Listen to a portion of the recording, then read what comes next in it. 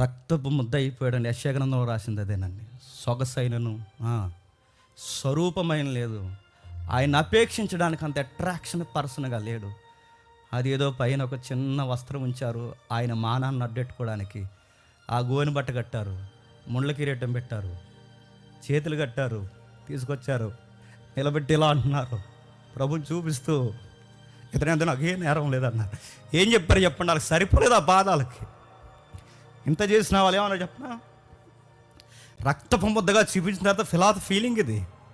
ఏమన్నాడంటే, ఇంత ఎలా చూసైనా సరే జాలి పడతారేమో అనుకున్నారంటే, ఇలా చూసి సరే ఇంక మా కోపం తీరిపోయింది, ఇక వదిలేయండి, ఇక్కడి నుంచి మాకు అవసరం లేదని అంటారు అనుకున్నాడు పిలాతు. ఇంత జరిగాక కూడా ఏమన్నారు తెలుసా?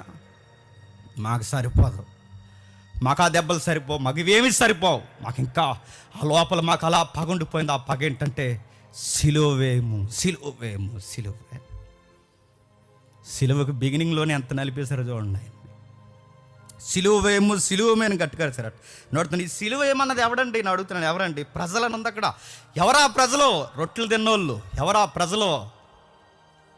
ఎవరా ప్రజలు? స్వస్థతలు పొందిన ఎవడండి? ఆయన దుర్మార్గుడు అంటున్నది. ఆయన చేతి నీళ్ళు, మా చేతి నీళ్ళు దాగిన వాళ్ళు ఎవరండి? ఆయన అంతగా ఏడిపిస్తున్నది చెప్పండి.